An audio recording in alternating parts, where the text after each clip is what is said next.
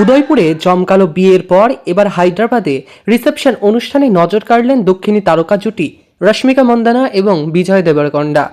গত 26শে ফেব্রুয়ারি 2026-এ বিয়ের পর থেকে একের পর এক রাজকীয় লুকে ধরা দিচ্ছিলেন নবদম্পতিরা। আর এবার হায়দ্রাবাদের আয়োজিত সেই সংবর্ধনা অনুষ্ঠানে হাত ধরাধরি করে উপস্থিত হয়ে ফের আলোচনায় এসেছেন এই দক্ষিণী এই জনপ্রিয় তারকারা।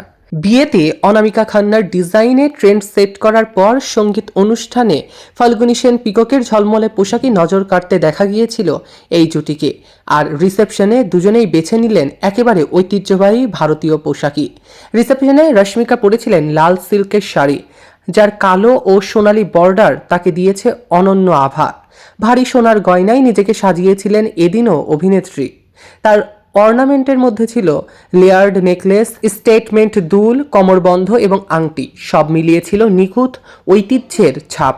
চুলের মাঝখান থেকে সিঁথি কেটে বেনি করে ফুলে সাজানো হেয়ারস্টাইল, চোখে স্মোকি মেকআপ, আর সিঁথিতে সিঁদুরও ছিল চোখে পড়ার মতো। সম্পূর্ণ নববধূর লুকেই দেখা গেল তাকে।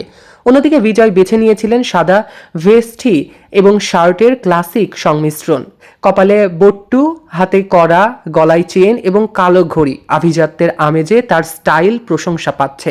লুক সম্পূর্ণ করেছিল কালো রঙের জুতা দিয়ে। অনুষ্ঠানে উপস্থিত হয়ে নবদম্পতি মিডিয়া এবং আলোকচিত্রীদের ধন্যবাদ জানান। পরিবারের সদস্যদের সঙ্গেও ছবি তোলেন এবং স্মরণীয় করে রাখে সেই মুহূর্তগুলো অভিনেত্রী এবং অভিনেতা।